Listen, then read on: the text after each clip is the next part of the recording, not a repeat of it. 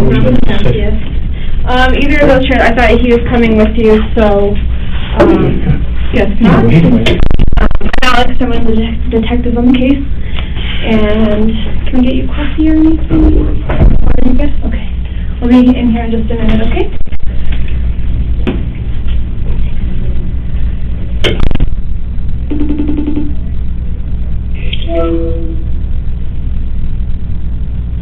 Can you hear me? Can you hear me? Can you hear me?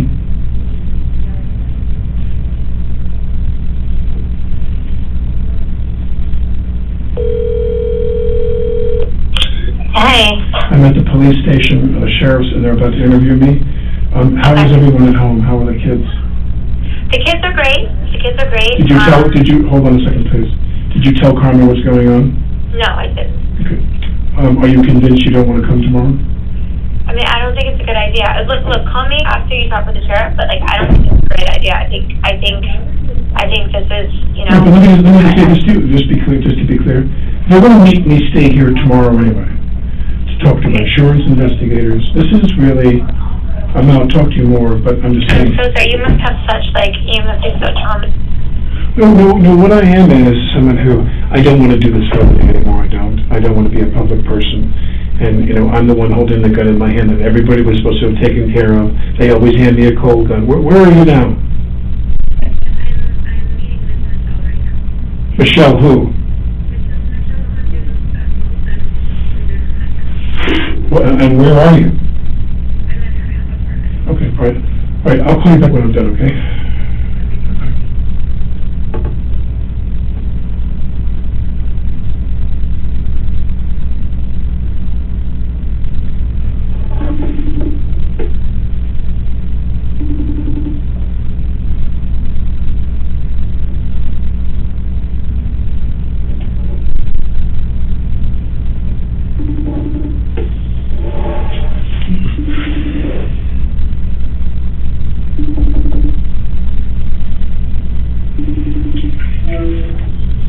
Hi, Alec. Hey, where are the kids?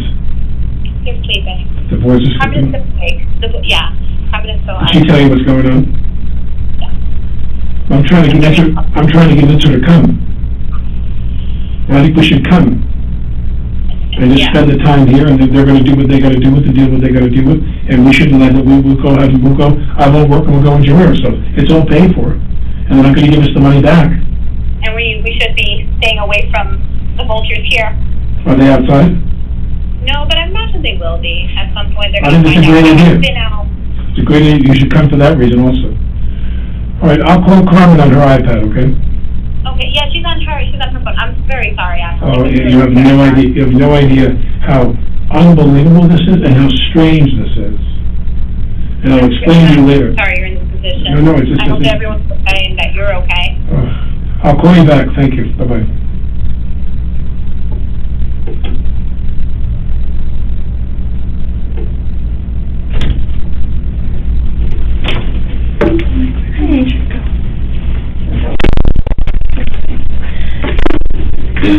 Hi, Samantha.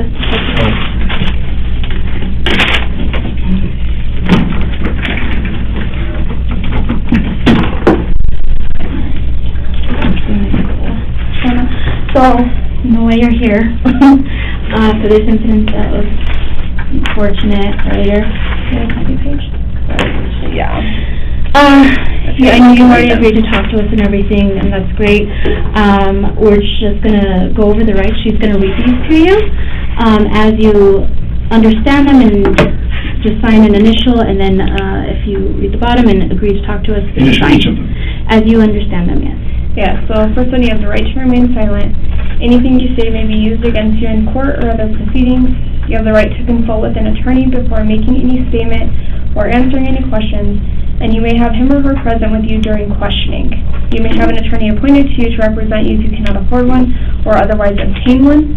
If you decide to answer any questions now with or without a lawyer, you have the right to stop questioning at any time or stop questioning for the purpose of consulting a lawyer. So my only question is, am I being charged with something? No, we're just reviewing. That's all I can. But I'm not worried because I'm not, yeah. We If have to you're do our charging me job for something- Yeah, no, just tell me that. at advising you your rights, You want me to write my because name here? this is an investigation. Yeah. Just a formality. You have to do it, you're here, You and do appreciate it. whatever you want to do. What is today? It is the 21st of October.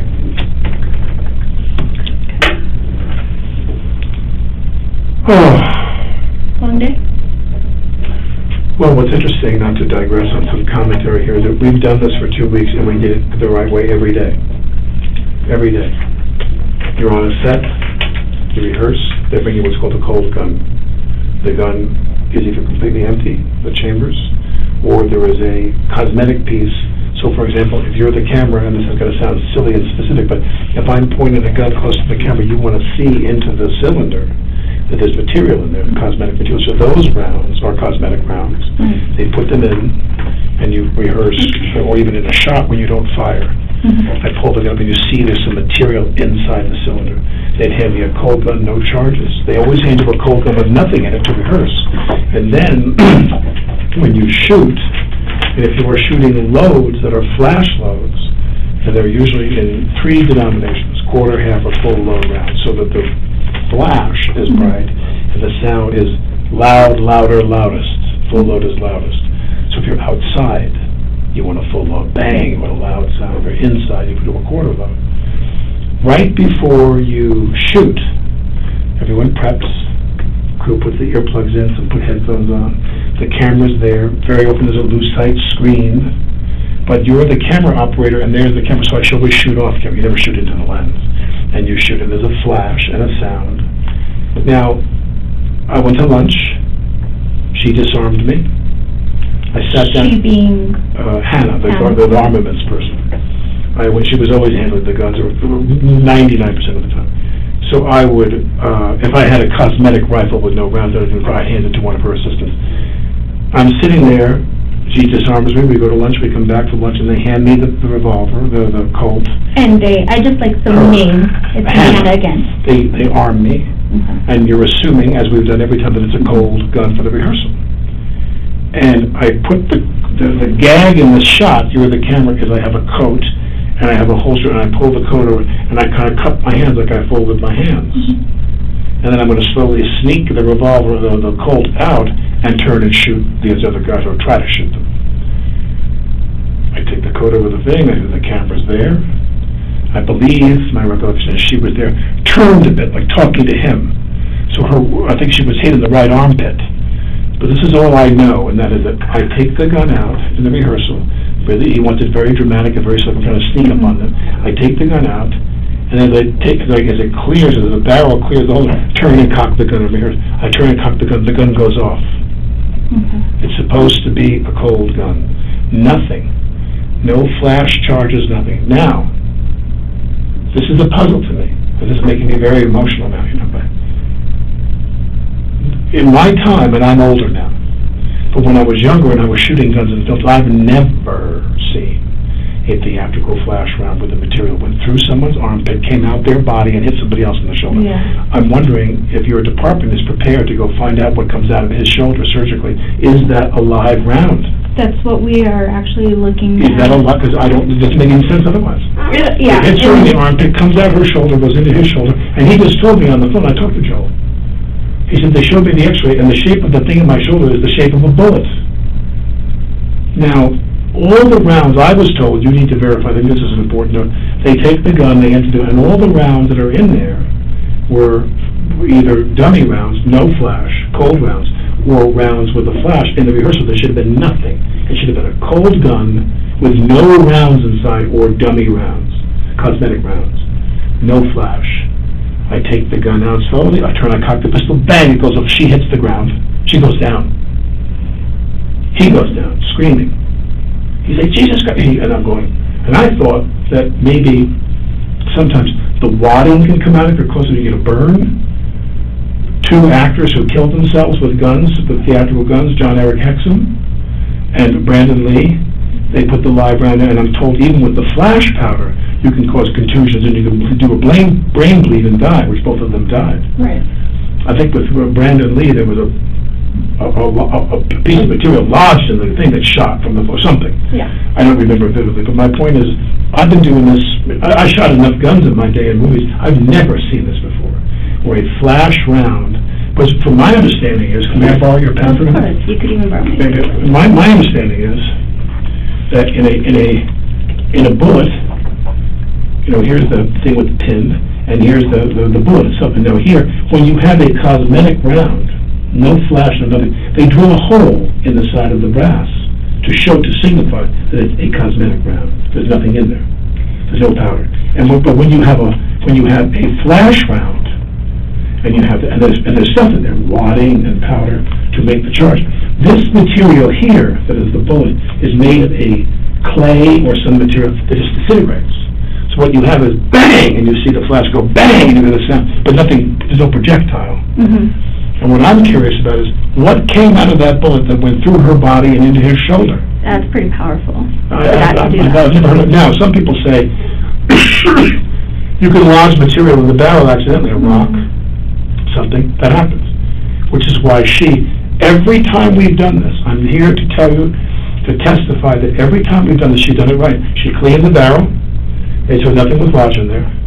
We went hot when they were ready. You always announce, going hot. Crew gets ready. And then all of a sudden, you're the camera, and I shoot away from you. I sit there and like, bang, bang, bang, and flashes are coming out. We shoot the rounds. She cleans the barrel every time, and she checks that the rounds are all cosmetic rounds, or nothing in the chamber for the rehearsal. She hands me the gun. I'm assuming she's done it the right way. She's done it the last 2 weeks. I put it in the holster. I pull it out slow. We're rehearsing. We're not filming anything. I pull it out slow, turn, cock the pistol, bang, it goes up, and she hits the ground. And then he starts screaming. And I'm thinking, in a flash round, I could see maybe if there was wadding or there's some stuff that's hot, and maybe it hits you and burns you. And as they say, sometimes that happens. But remember, we're rehearsing, so no one's protected. So it's all supposed to be this one, cosmetic one. Or nothing. Or nothing. For the rehearsal, the gun is normally empty. But my point is that they were standing in positions they wouldn't ordinarily be in, because they assumed it was an empty, cold gun.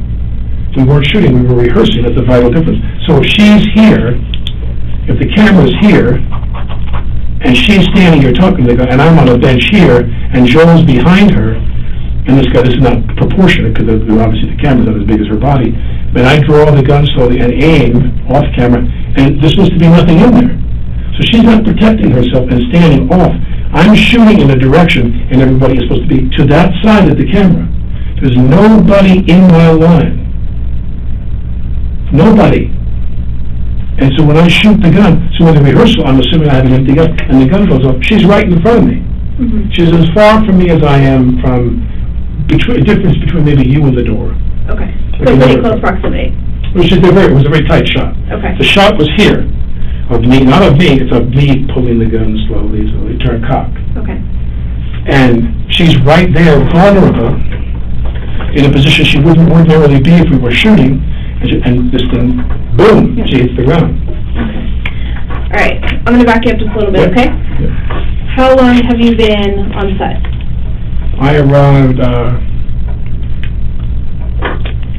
Monday the 11th. Okay. And started my fittings, and they were shooting the week before. And the 11th of October? Monday the 11th, I flew in from New York. I flew from New York to Denver to Albuquerque, because there's no direct flights here, and then drove from Albuquerque to here. Okay. Rehearsed and fitted, and did all my preparatory stuff.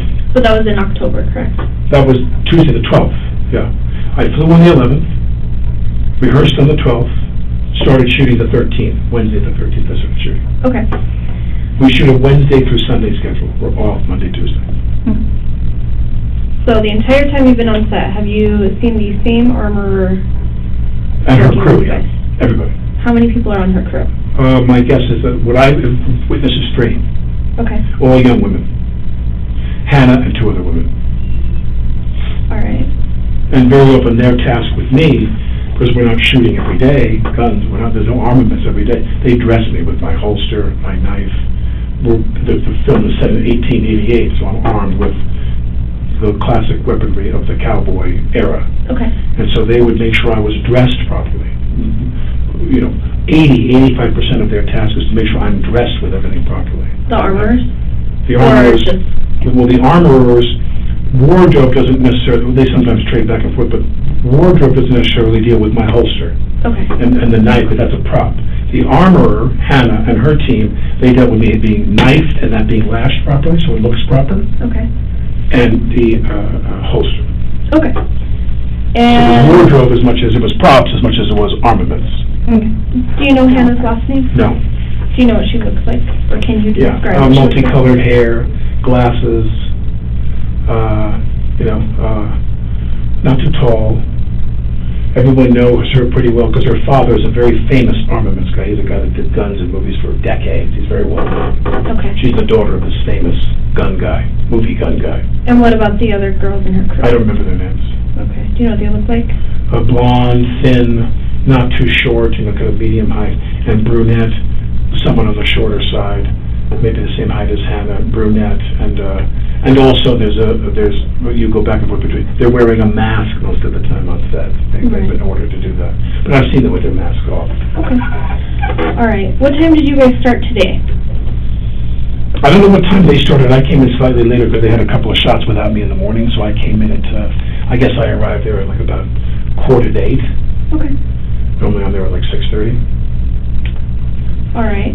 And then anything abnormal in the day? Who handed you your weapon in the day? Hannah. Handed it. Okay. And physically handed or put it in the holster? Handed it to me. Okay. She would show me the gun. Okay. Or she'd say, cold gun. She'd say, test it, or some language to indicate, she handed me the gun, then it was fine. And she'd say, do you want to check? Okay. And I always didn't want to insult her. I said, because we never had a problem. Yeah. And I said, I'm good. So, and the first AD very often will ask, periodically, he'll say, let me check. Okay. And they'll have two people check, for this very reason, that we don't have any, forget about live rounds of bullets, that we have any flash rounds in the gun while we're rehearsing. Because if someone wants to indicate, and they're not thinking, they pull the trigger on the gun, you just hear the hammer, the dead sound of the hammer hitting, and you have no flash rounds at all in there for the rehearsal. The rehearsal gun should be empty.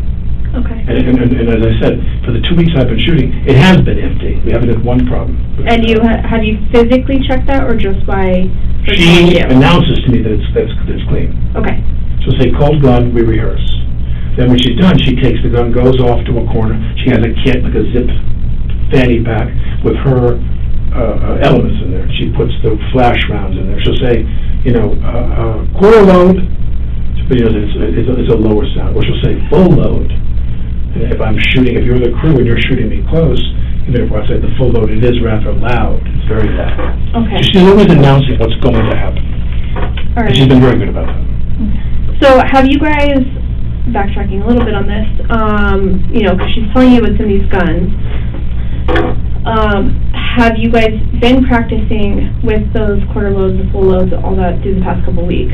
Or have you shot with them? I came in on Tuesday, that's what I did Tuesday, Okay. the 12th. I came to the ranch, rode the horse, I just got used to that, and because they have a double who really rides in the distance up really fast, and all the athleticism you see me on the horse, and they cut to a watch, and another guy riding was a little horse. Okay. We have quite a crew of them. So today was not the first day that...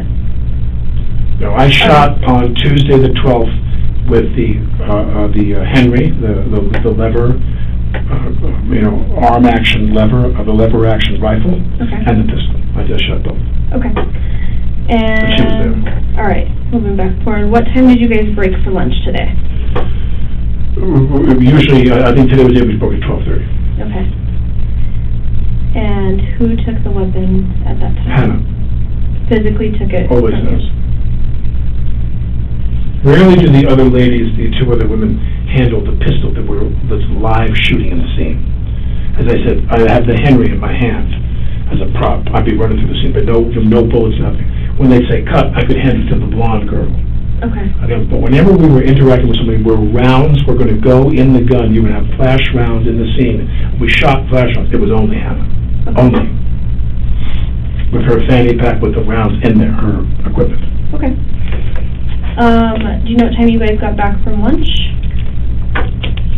My guess is 1:30 by the time we all get back to the set up.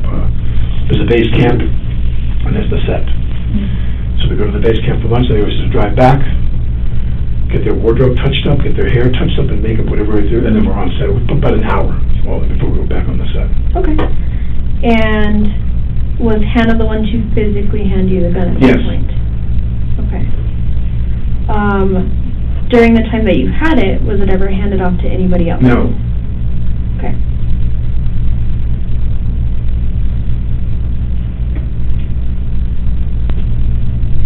Did you see where she got the gun from? No. Okay. She has a station somewhere with all her stuff. Okay. The elements and the gun and a couple different guns. Guns for the other actors. She handles all the guns. Is anybody else allowed in that area? I don't know, but I know that on this, I've never seen anything that was out of the ordinary. She had like sometimes they have a cart, like almost like if you were using like a hospital catering, you know, there's like a big plastic tray, a dark plastic tray, two levels and wheels.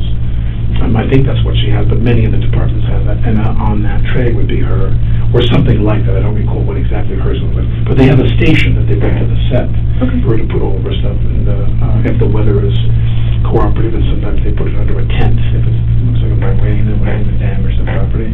But she has a little place she would go to, and I think she has a truck where she stores it. When they wrap, everything goes into a truck and she takes off with it. It's her responsibility to secure the prop weapons. Everything in there. Which are real guns. They're real guns. Can you actually describe the gun to me? It's a Colt, a period Colt. In our emails back and forth when we were prepping the film, she showed me just a couple different styles of guns. This is not a big budget movie, so we didn't have a lot of choices. She showed you 3 or 4 choices. I said, give me the biggest gun you've got. Okay. And so I didn't, she showed me different guns by email, and different knives by email, cruder knives that were made, like someone fashioned the handle out of like elkhorn or things like that. I took a traditional knife, a leather strap, a handle. We went back and forth about the holster and the material, and we just had a relatively brief conversation. I'm having made a lot of movies, I know how not to stress them out about the budget. When she shows me something, I try to make that work. And so she showed me, I said, just give me the big Colt. We were done. And then on that Tuesday, the 12th, I came and shot that gun. Okay. What color is it? I believe it's a brown handle, because she showed me 2 of the larger Colts. One had a cherry-colored handle, and one had a brown handle, and I chose the brown handle. You didn't want the cherry. I could show you my emails in my I didn't want the cherry, it was too shiny. Ah, okay. My character's a little bit in the retirement side of his career, so he's a retired bank robber. I'd say out in the Wild West cherry. You need the gun to match. Well, you always have people in films, I mean, they go to extensive, you wouldn't believe some films if they have the budget, the details you go into, of all the things you wear, jewelry, hats, watches, guns, cars. I mean, people sit down, I mean, I've made a lot of films, and the films that had bigger budgets, you could spend a whole week going to rehearsal, reading with the director, the writer goes and rewrites, they listen to how the dialogue sounds, and then once you're done rehearsing the text with the director, the producers, and the writer, when you're done reading, they'll go make amendments. When they hear it come out of your mouth, they go, let's change that line. The way Bob says that, and then they go, then you go right to wardrobe, props, you go do a lot of stuff. Okay. Alright, so you get back from lunch, get ready, she hands you the gun. Was this inside or outside? We're inside the church set. And was it the first rehearsal that the incident happened? Yeah, I believe so, because we talked about, as we were going to lunch, we're always talking about what's next. Okay. So as we were rehearsing scenes, he said, now I want to do a scene where we've done other shots before lunch. He said, when we come back from lunch, we'll do this. And he said, wait, pull it out, show me. Because I was showing you what I thought was the best angle, to see the glint of the gun under my coat. Because you want the scene to work, the shot to work. So where the holster's here, if the gun is here, my coat comes around, and I held my hand like it was like I was just cupping my hands, like I was just resting. Okay. And I showed him in the rehearsal. So when we came back after lunch, we rehearsed for the camera, and I took the gun. I'm showing him. I'm going to go like this, like this, like this. Cock and turn, bang! It went off. The first time.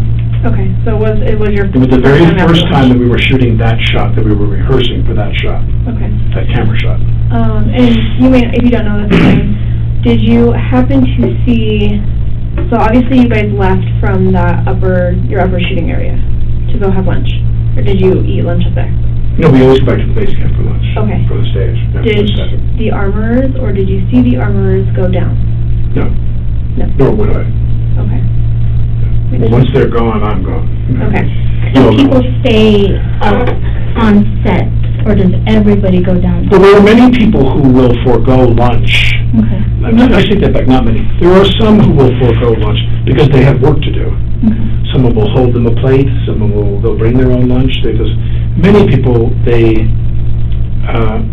make sacrifices because of their pride for their department. Mm-hmm. They may sit there and say, I think I need to paint that wall and touch up that wall. I think I need to distress those boots. They all have work to do. And very often, a small number of people will stay up top while we drive down from the set to the base camp. The caterer is there in need, but maybe a modest number of people stay up there. Okay. All right, and then I just want to clarify, really, I know you were drawing something.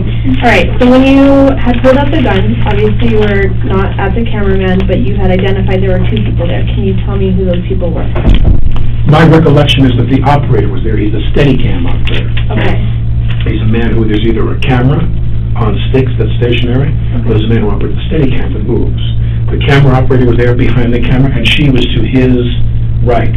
And who is she? That's the one I'm asking. Helena, the cinematographer, Okay. the camera director. And she was right next to the cameraman. She was to his right, to my left. And who was behind her? Joel, And he is... the director of the movie. Okay.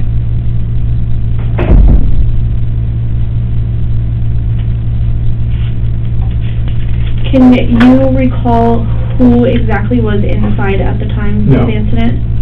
Or anyone else? Dave Halls, Okay. the first AD. He's in charge of the crew. The first assistant director is the man who's like the foreman of the set. He's in charge of all the grips, all the crew. Okay. Electric, cable. Do you know his name? Dave Halls. Okay, let's see. Got it. Dave Halls is always there. Helena, Joel, me, the operator, an assistant camera person, the script supervisor, a woman who sits in the corner in some strategic position to take notes on all the action of the take so you can match. If one day you're doing a scene, you sit there and go, what is your first name? Samantha. So they're like, Samantha, it's really important that you and I get together and talk about that case. You drank, when did you, she makes notes, so we match every take. That's called continuity. That woman who does continuity, she's always there watching. She was in the room. Okay. She's an older woman, like in her 60s, maybe with, that colored blonde hair, maybe, or brown hair. But I forget her name now, but so there's a group of people that are always there for every shot, even if you're in a kind of a cramped interior. This set of this church is not large, so then the rest of the crew's outside. In that side was a limited number of people, maybe 8, 9, I don't remember. But I know that every time they were shot, those people were always on the set. Camera, assistant camera, cinematographer, director, first AD, script. Okay. So not too many. Very few. Do you think that any part of this incident that occurred was intentional? I can only say this, which is, and it was, to me, to place a bullet and position a bullet that is a live round, to make sure that that bullet is in the chamber, if I were to squeeze the trigger in a rehearsal, that bullet came out, someone has to have extraordinary access to that weaponry to do that. I can't imagine somebody walked around with a round that was a .45 caliber round. So you see, other people on the set were speculating that if it was a .45 caliber round, she'd be dead. It would have blown a big hole in her. And so we're wondering, was the projectile that went in her some foreign material stuck, and it was an accident, it was a flash round, and something came out of the barrel. They didn't check. They always check. But to your experience with these armorers... I've never heard of anything like this in my life, ever. Okay. I've never heard of a projectile coming out of a prop gun that went through a person's body, and regardless of her being a smaller woman, that the bullet went in here, I'm told, went in here, came out here, or shoulder or whatever, and went into his body and buried. I've never heard of that in my life. I don't know of any projectile in a gun, in a flash prop gun, that could accomplish that. Now, if somebody put a live round in there accidentally, see, a very important question for Hannah is, have you ever commingled live rounds with theatrical rounds in your kit? Because they're forbidden to do that. According to, I think, the union rules and the safety rules for all the unions, you're not allowed to do that because of the fear of what will happen that you commingle. So, whether someone accidentally, and I can't even imagine this, deliberately placed a live round in that gun, I've never heard of that in my life, and I don't know anything about what happened, but all I know is when see, the other thing about this is, in a live round, you'd have a recoil, usually. When I shot that gun and it went off, I didn't shoot it when it went off, I didn't intend for it for what happened to happen. When that happens is, I'm always told by people, because I'm not a gun person, I don't own a gun, they've always told me, they asked me to simulate the recoil. When I shoot the Colt, which is a big gun, 45 caliber bullet, they always teach me when we should go action. I go, get back here, boom, and they make me take my hand and go boom and have the kick, because there's no kick in a flash round. Okay. And when this happened, I don't recall there being any kick either. That's important. Okay. Are you, I know you said you don't own a gun, but are you experienced with shooting guns? Only as much as actors have to be experienced. Okay. Which is normally not. I mean, if you do a movie, safety with weapons is primary. You go off with people. You go off with armaments people to ranges.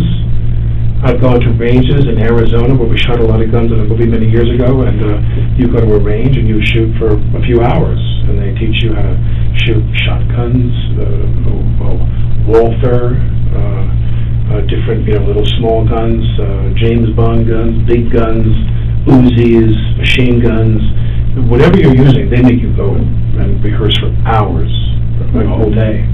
Okay. Yeah, they're very safety conscious, as they have been here. They've been very safety conscious here throughout. That's what puzzles me. Well, and and I guess that's more like the question that I'm trying to get at is, do you think someone would deliberately do this? I can't imagine who would. Okay.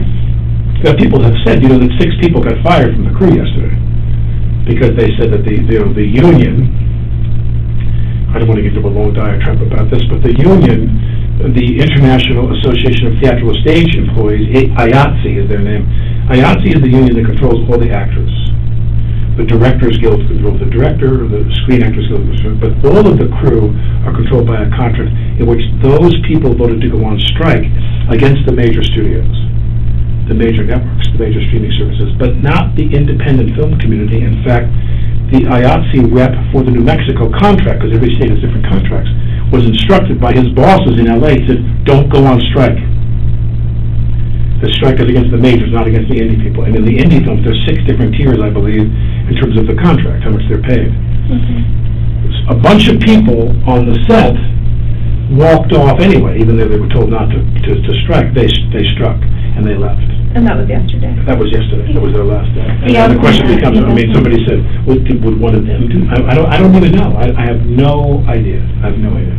Well, and I was, because that was mentioned to me, is that it sounded like it was most of the camera crew that walked off set yesterday and quit, and maybe they got fired because they walked off.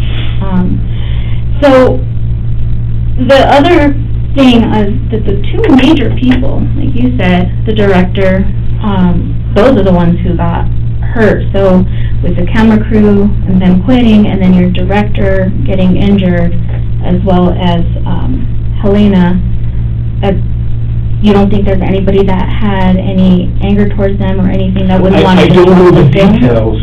I know that one guy, whose name I'm forgetting, he was a very heavy-set guy. Okay. He was and lovely to me. And he walked up to me and he said, thank you for the things you posted on social media in support of the IATSE strike. And he said, I'd like to talk to you privately. He said, because I've got some of my guys sleeping in their car. Many of the crew here, because it's shooting in Albuquerque and Santa Fe, or Albuquerque based, they live there. So the drive time, it's kind of common knowledge in the business that the unions in New Mexico signed very bad deals in order to attract movie shooting here. They wanted to grow the crew base here. So they signed the deal that wasn't a good deal, and that gave them a 60-mile commute radius. So that means if you live within 60 miles of the set, you come to work and you don't get paid any, you have to drive home, they don't hotel you. They don't know in New York it's 30 miles, and they have to put you up in a hotel and give you gas money, and there's a whole other complicated contract in the more expensive markets. Here, this guy would tell me, he turned to me and goes, my guys are sleeping in their car. Now, I went to the AD and the producers and I asked him, what's up with that? He said, they knew what the contract was. We signed the IATSE contract in New Mexico. And then in the middle of shooting, they decided they wanted to rewrite their deal. They said, put us up in hotels. Now, if you put the camera crew up in a hotel, all the other crafts are going to ask you to put them in a hotel. We don't have the budget for that. That could be $75,000, $80,000, you know what I mean? Who was that man? Who? The one you said that I forget his name. Okay. But anybody there can tell you who the big heavyset guy was, who was on the crew. They quit yesterday. He didn't come to work today. Okay. But my point is that if I'm standing there in a rehearsal, I'm thinking to myself, could someone actually believe that in a rehearsal I would actually aim the gun and hit those two people? That's far-fetched. Or do they want just somebody to get hit? Or, I keep telling myself, more likely, was it an accident? It was a large quarter load makes noise, but it's like kind of a puff compared. But a half load could shoot a projectile if something was stuck in the barrel. And like I said, the thing that is, I think, going to answer all your questions is, what's in Joel's shoulder? Is it a rock or is it a bullet? I could actually show that to you. What? What was in his shoulder? We did they take it out? So you being on set for so many years, like you said, have you ever seen? You said you've never seen anything come out before. I've never seen a projectile come out. No. Right. No.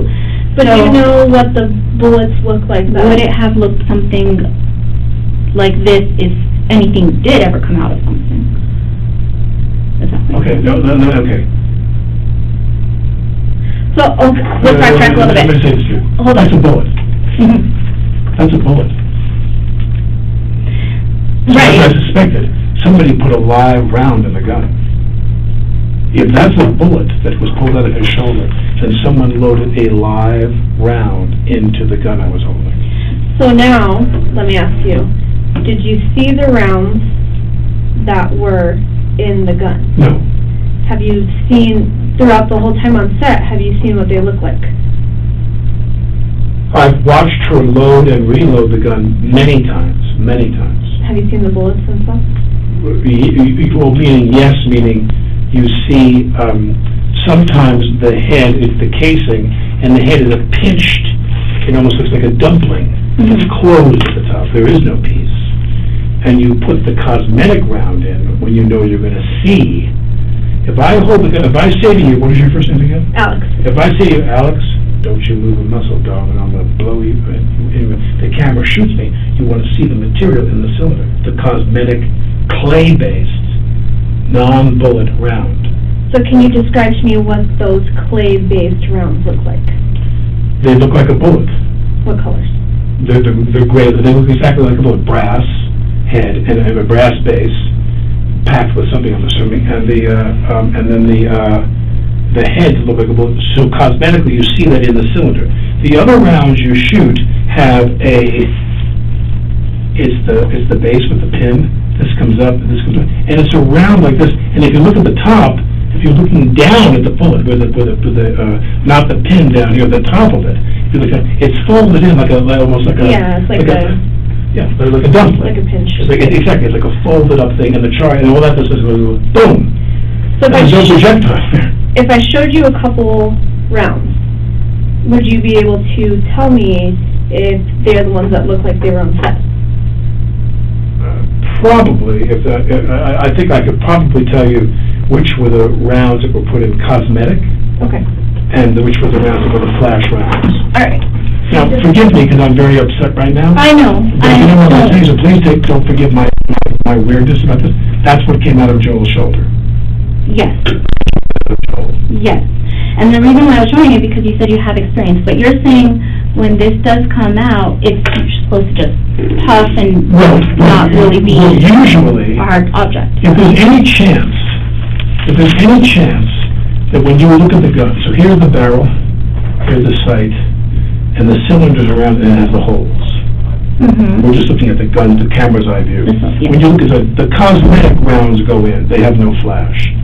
But if you want to have cosmetic rounds that flash, if you want me to hold the gun, you see the bullets, and I shoot, that material is often a clay or, fabricated material that just disintegrates, just turns to powder. And the round that you put that you don't see, you're not seeing down the barrel, you're shooting, those are the flash rounds, which have the top that looks like it's like folded kind of things like this, where it looks like someone's packed it and closed it. But specifically today was supposed to be either empty or the ones that don't even make anything. Cold rounds. So cold round, the one with the hole in it. Yes. And it's not supposed to puff up or powder off, like you said. Nothing. Halls told me that when he checked the rounds with her, they all had the holes in them. And sometimes he told me, when I wasn't familiar with this, they'll take the round, and if it's a cold round, it'll have the holes, and inside will be BBs, and you shake it. Yeah. When you shake the BB, it's an acoustic thing to tell you that's a cold round. Okay, and that's what... Inside this base is stuff that rattles, little BBs that rattle. So you pick your gun, that's a cold round, that goes in the gun. Okay, and that's what you were supposed to have today. I was supposed to have an empty gun. Empty? Or when we shot, for the rehearsal, empty. And then when we shot, the flash rounds and everybody preps. And then she says, hot gun. She announces it and the crew gets ready. But you didn't even get to that part. I rehearsed with a hot gun. Now. But you were supposed to be cold. Well, it was supposed to be cold or empty. But now, not only did I rehearse with a hot gun, I rehearsed with a gun that had a bullet inside. If that's what came out of your show, this is the most horrifying thing I've ever heard in my life. Well, so yeah, and that's why I wanted to make sure that anytime that you shot a hot gun, you've never seen anything like this come out before. Never. Because I'm not familiar with prop guns. Never. I can tell you what a projectile looks like, and that does look like a projectile. That's a bullet. Yeah, so that's what comes out of... Well, I think the question, I don't want to tell you your job, but I'm so sickened by this, that a bullet passed through this girl's body. She's in critical condition in a hospital right now, and I fired the gun. And if you don't think I feel really, really shitty about that, I do, but the question becomes, to ask Hannah, did you commingle live bullets? What they call live rounds. When they say live round, that's a bullet that a police officer would shoot. Where did that come from in her kit? Yeah. She commingled live rounds with dummy rounds or movie rounds. And we asked her that. Do you know where you guys get the rounds from, who orders it, or you don't have any part of any of that? Who, me? Yeah, that's her, yeah. All familiar, okay. All I know is when we come to the set, you hand me a cold gun, nothing's in reverse. Then we load the gun with the flash rounds and we shoot. That's it, every time. We've never had a problem. So you didn't even get to that second part of, you'll hand it back.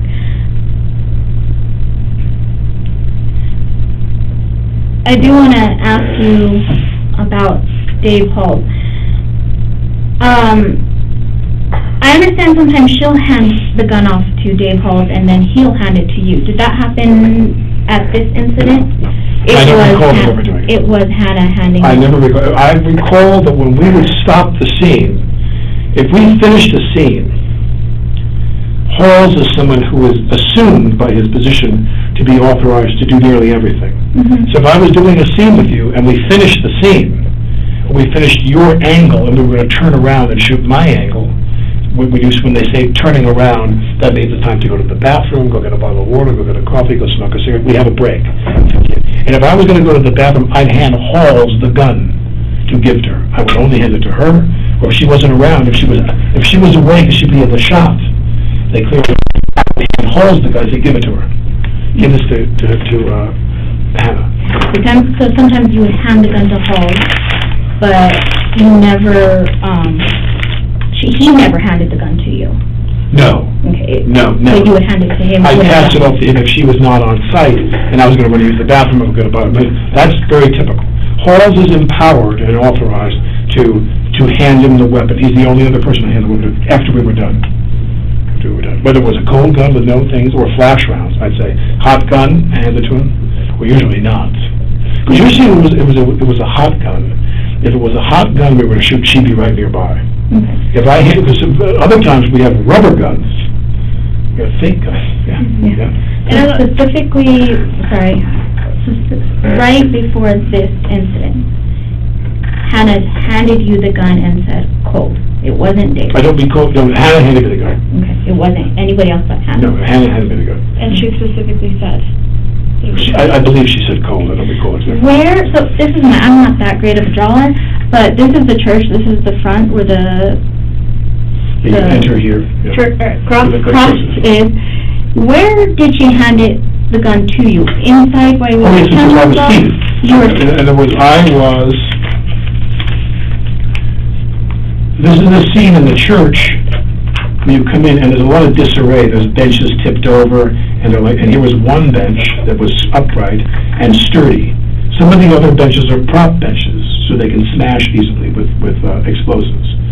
You want the gunfire to have fake benches. They're made of a lighter wood, so they put charges inside.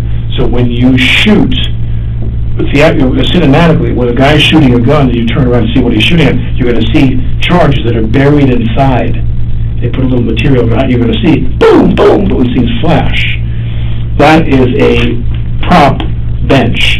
There were prop benches around that they were eventually going to put, today we're going to put squibs in to have them blow up, and this was a real bench. I had it, because if you sat on the prop bench, it would break. Mm-hmm. This was a live bench, and I sat here, and the camera was here, and she was here, and Joel was here. She being Helena? Helena. Okay, and... I'm here, on the bench, sitting. I'm right here to the right. I'm all the way to one side. They wanted me to go all the way to that side. And the camera guy was here. He's behind. Hannah was here. Joel was here. Where the other people, I believe that the script woman was always in that corner so she could see the action. And when I shot the gun away from the cameraman, I always never aimed against the camera. I turned and I went like this to aim the camera, and she was there, and the gun went off, and she just went right on the ground. What about the armorer, though? Or was she? She's outside. Okay. she hands you the comes gun. in. She hands me the gun all the time. And then what? If there's any shooting involved in the scene, she always hands me the gun. Never has Dave handed you the gun? Never. Okay. And then she goes back outside? She waits outside because she just can't be there sitting there doing what I see. Sometimes in the scenes there's reflections, like, you see. So you only need the necessary crew in there for shooting the camera. Everybody else leaves, and as soon as they say cut, they come running back in. Okay. Real quick before she shows you that, the other thing I wanted to know, and it's probably helping when she does show you those rounds, have you, in your experience, ever been told that you're not supposed to cock the gun? No. No, you're okay.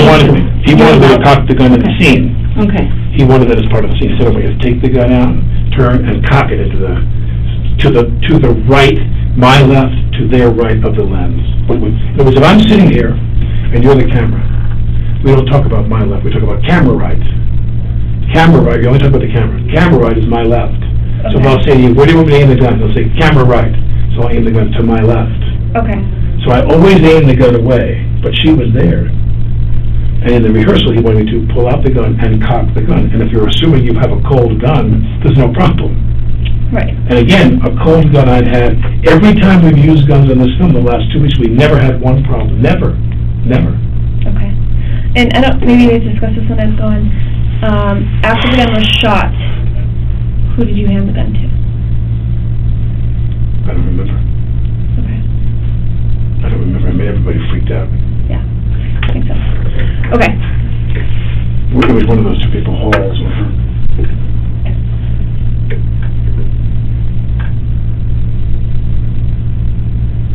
I don't really know. I would imagine, well, there's the dummy there. So that's probably a dummy round. And there's no drill in this. That might be a flash round. And as I said, So flash rounds do not have holes? Well, the flash round has a charge in here, okay, of powder, different sizes. Like I said, quarter, half, full load, and a wadding in there to pack it in. It's packed in tightly. Okay. So when you hit this pin, it explodes.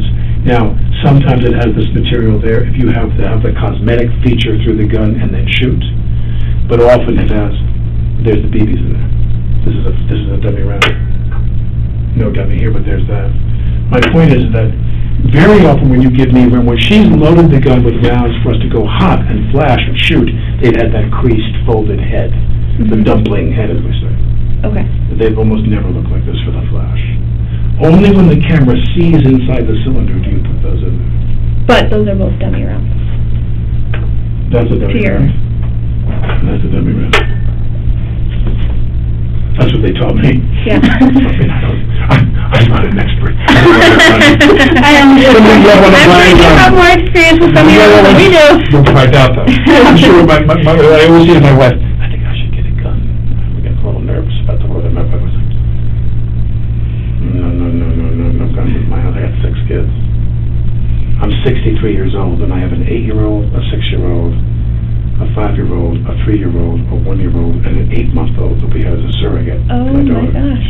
I'm 63 years old, and we had 6 kids in 7 years. So my wife she was born in the U.S. but raised in Spain. She's like, Alec, we will not be having any guns in the house. No. But Okay. I believe that's a dummy round. So you call this a flash round, right? No. Flash round means there's a charge in there. No charge in there, if you hear that sound. Okay. No charge in there if you see that. So what happens So I when you was shoot told. these? Or to what you? You put them in there cosmetically with nothing in them so that through the cylinder you can see that. Okay. You can see in the cylinder whether the cylinder is empty, Or and they look bad, continuity-wise, or that there's a round in there. So they put a cosmetic round in the chamber. They load the gun, close it, and then I hold the gun. You see the things in there. A flash round would be like what crimped is the word, a crimped round with a charge inside, and that one shoots, and there's no projectile. I'm really challenged whether they ever see. I doubt, sometimes they have these where you can do both, but that's the clay material. But usually, 99% of the time when we shot a flash round, it was the crimped thing, and you don't see inside the cylinder. Okay. So you're the camera, and I'm not pointing where you can see it. I'm off a little bit, and all you see is the flash. Do you know what would happen if you shot one of these? Have you ever had experience with that? Nothing. Nothing happens with them? There's no charge in them. Okay. This indicates. The bottoms? Right, well, sometimes they have the pin to create something. I'm just saying, when I look at this, when I go like this, now, by the way, there could be a charge in there, and that charge and those BBs could come out. I don't know enough about it to know whether this rattling indicates that it's an empty, a cold round. That's obviously a cold round, because that's where the gunpowder would be in here. Mm-hmm. That's a cold round. This, I'm assuming, is a cold round, because they go like this to tell themselves it's a cold round. I believe, please don't take my word for it, Just in your experience. I'm a father of 6 children, pretty much, that's all I do these days. My experience is those are both cold rounds. Okay. And I was told by Halls that when they took the gun away and looked at every round inside the gun was a cold round, except the one round was not only a hot round, it was a live round, it was a bullet. If you're telling me that that's what came out of his shoulder, there's something really, really scary going on here. Well, and I think that's what she was Something's really trying to bad. ask, is if any time, well, you said these are cold ones, but the ones that are not cold, the quarter, Right. those, They have the crimped head. have you ever seen anything like that ever come out on set? No, it's not possible. Not possible. It's not possible. Yeah, they don't have a head. I'm saying these. They don't have there's no projectile. There's no projectile. Okay. So then, and these shouldn't. Somebody put a live bullet in the gun. Okay. Because these shouldn't separate or do that either. No. Okay. Separate, no, probably. Like that shouldn't come out either when if it does. If you did a flash round, that wouldn't be there. Okay. This is a cosmetic round only. Right. I point the gun, that's in the cylinder. When we shoot the gun, 99% of the time, it's a flash round that you don't see the cylinder. Mm-hmm. You're the camera, and I'm slightly off, so you don't see the gun. I'm sorry, we keep having you explain that, but it's just because there's different rounds. Right. I'm saying this is a cosmetic round, to my knowledge, and if there is, another question for you is there a cosmetic round, is there a flash round that has the head, which I believe they have, where you can shoot into the gun, meaning, if the director wants you to aim the gun at the camera, they put a lucite screen up there, and I shoot the gun at you, you can see the bullets inside there, or they can go to do that with a computer. But if I put the thing toward you and then shoot, they'll have a round that has this on it that'll explode. But again, I've been told that is a clay material or something that just dissolves on explosion. No projectile comes out. On a flash round, it blows up, that you shoot on camera, quarter, half, full. There is no projectile unless some material is stuck in the barrel of the gun. Okay. And I thought for sure what happened was, did they not check if there was a stone or whatever?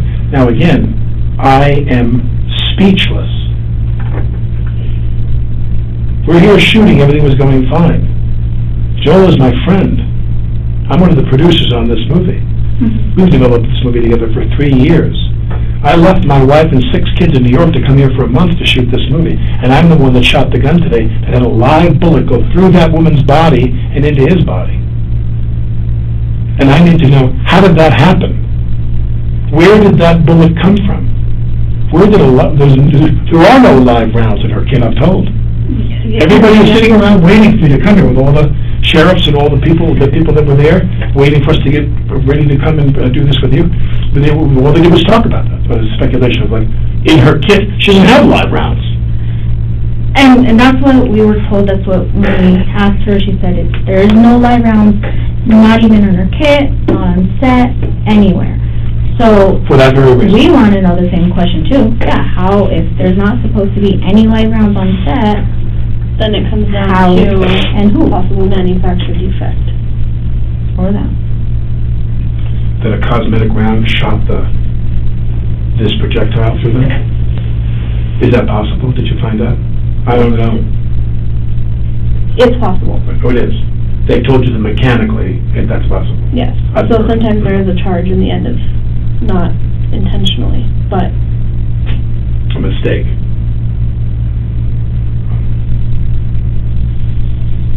Today, I sit here, and whether it was a misfiring theatrical round or a live one, I shot this woman with a gun today. Yeah, it doesn't feel so good, you know. Come on. I can imagine that would not feel good. I feel really bad, you know, it's like everything was going great. The only problem we had was when these 6 guys wanted to quit. And I don't know the jargon, but union rep or whatever in the New Mexico contract, different contracts in different states, the person that was in charge of these people and a kind of a pipeline, a lot of shooting going on, a lot of movie for TV work in Albuquerque, Santa Fe, their head person told them, don't strike. It's not, again, we don't want to cripple the indie business and put all of our employees out of work. Our indie contract is set for now. You have a contract you're under, and we can renegotiate that contract, which no doubt they will. But in the meantime, you have a contract that you agreed to, and those men came, I'm not criticizing them, they came under a contract which they knew what it was, they reported to work, and then halfway through the shooting, they left, they walked off. And I don't, when he said to me, well, my guys are sleeping in my car, the ADs and the producers said to me, well, they're all of a sudden complaining about a contract they've been working on it for quite a while. And some days we wrap, and they shoot nights. Those are tough. The women, they have to go back to their homes, and they have to Albuquerque and drive an hour. And it's 3 o'clock in the morning, Mm-hmm. And we try to put the night shooting on the weekend, so when you wake up the following day, you're off. Mm-hmm. And then some days we wrap at Ferry. The day before they walked up the job, we wrapped at 5:45 in the afternoon. It's a very reasonable day. It's a very easy day, 6 o'clock. As I'm driving away with them, and I waved to that guy. The guy said, I want to talk to you, the heavyset guy. Yeah. And I'm leaving. I said, I'll see you tomorrow. And I left, because I want to get home. Right. I want to go call my kids before they go to bed in New York. And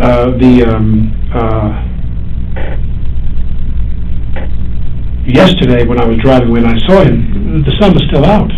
We didn't shoot a day like usually we shoot till we lose the light. Mm-hmm. That's why we're here, to shoot New Mexico. Yeah. New Mexico is the star of the movie. Yeah. Okay.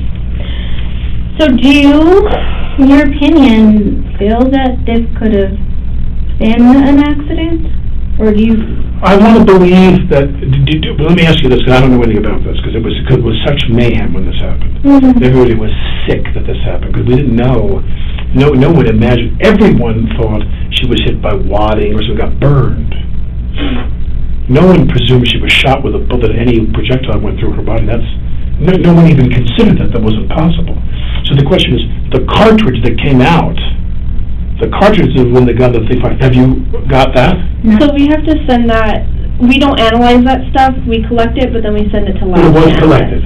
You have It will be. Right, that's all I'm saying, is that to me, I'm wondering, what was that?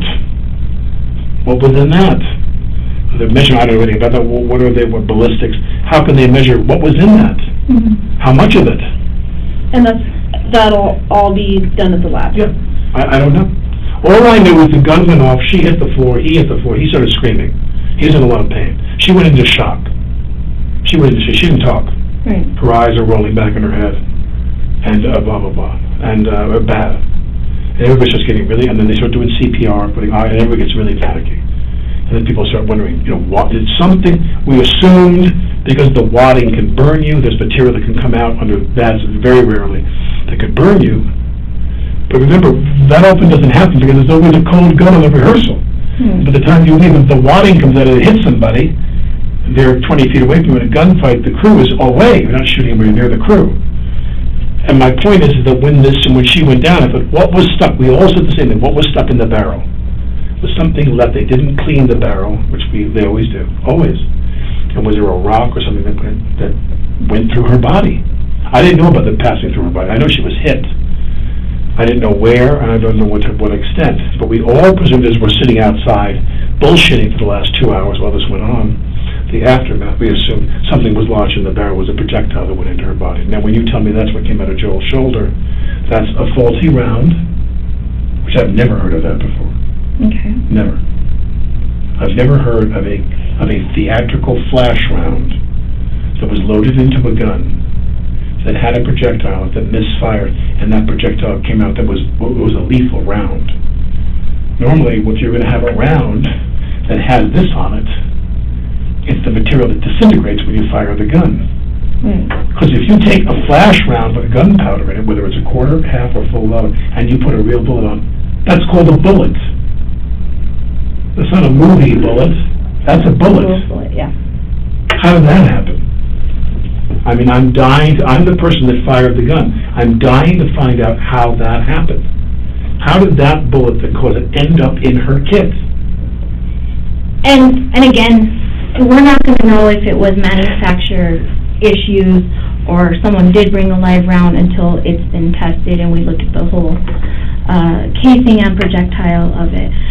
So is there anybody on set that you would think want to cause a disturbance in the filming or have any issues with anybody on set, minus what happened, if you don't think... No, in the movie business, there are always some whiny people. Okay. But not so much so that they want to shoot somebody.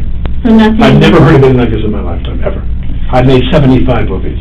So in the past couple of weeks that you've been on set, there's nobody really... There's no one I would imagine would be capable of doing something like this. Nothing that out of the ordinary. But again, I think it's a critical point to me, which is, if this is a flash round, if there's a flash round, and you have a piece here, this piece has to be a certain type, in other words, if you want, as I've told you before, if you want the shot to go off, and see that the cylinder cosmetically has a round in there, this is not the thing that was in Joel's shoulder. But, and then I want to come back to this. You said that when the gun went off, you experienced no kick. Yeah, there was no recoil. There was no recoil, that I remember. Okay. I mean, literally I'm holding the gun, and let me slowly pull, turn, cock, bang, and as soon as I cock it, bang! And I jump, I mean, you obviously, that's the last thing you think is going to happen. Mm-hmm. Everything has been done. Every breath we take is to obviate that possibility. And the gun went off, and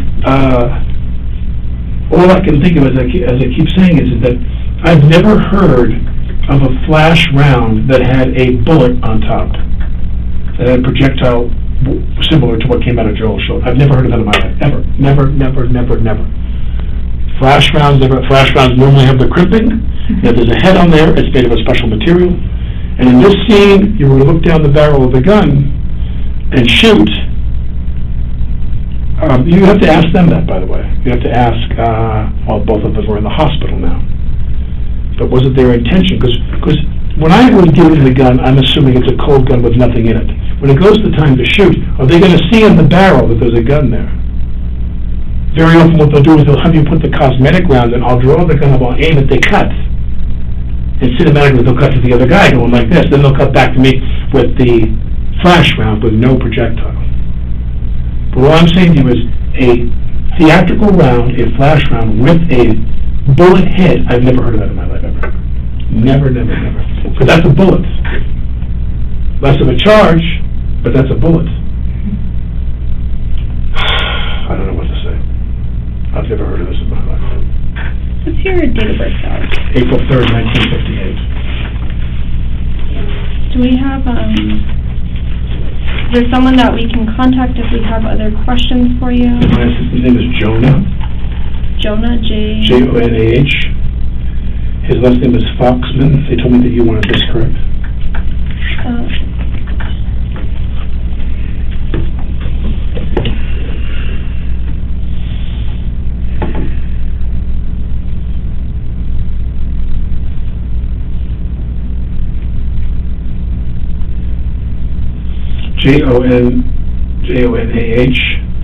Foxman, Foxman.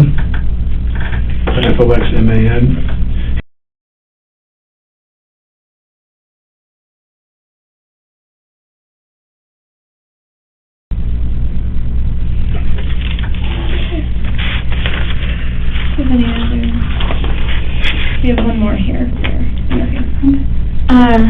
What are you going to do? You can go wherever. Well, let me ask you this. Originally, and this is a very complicated, I mean, modest compared to what happened to them, but my wife and my whole family was scared.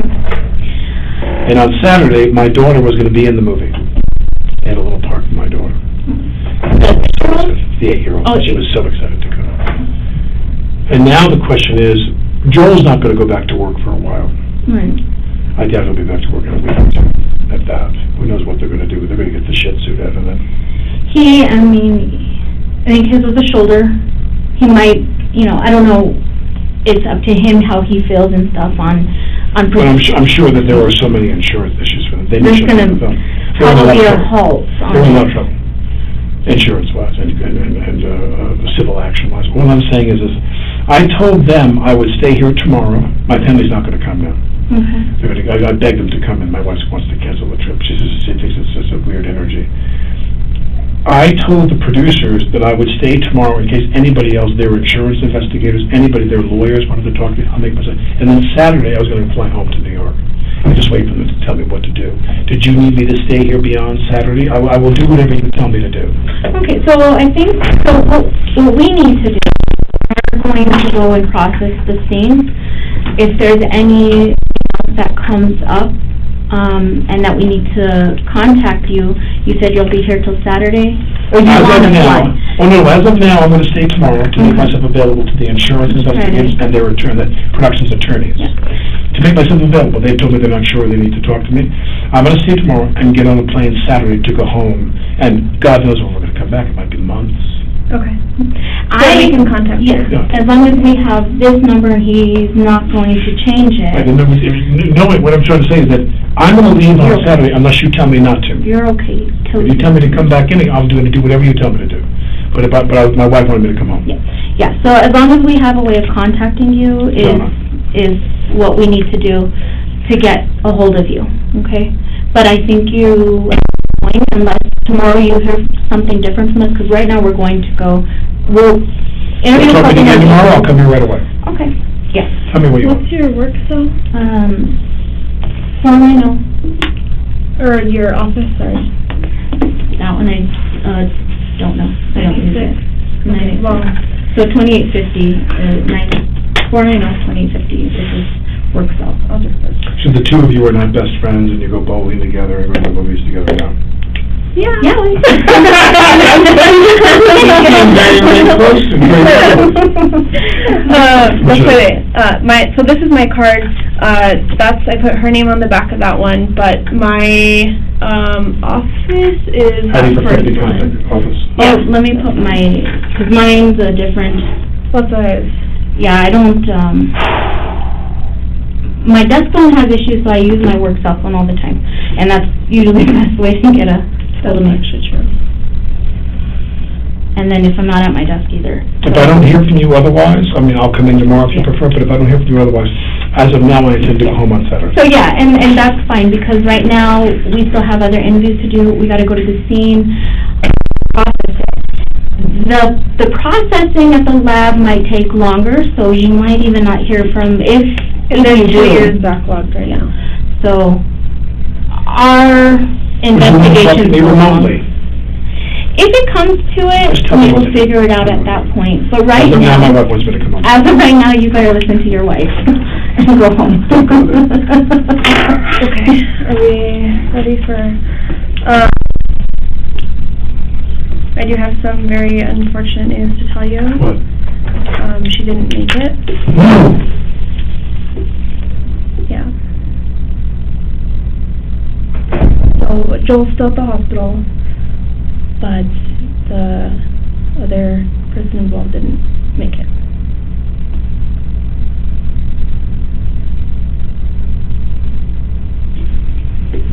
Sorry.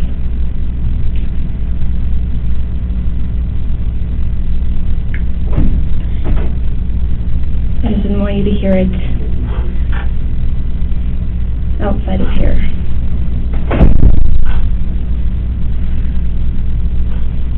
Is there something we could do for you? Is that Jonah in there? What? Jonah, the one back there? Yeah,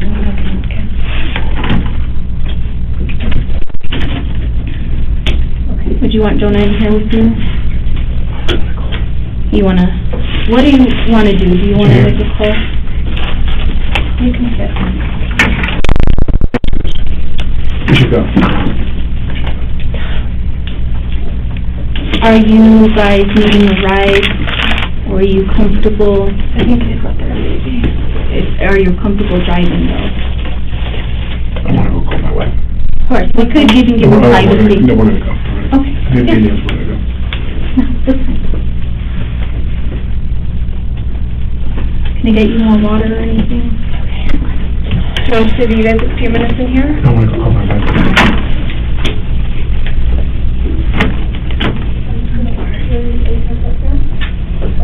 Alright guys, so that does it.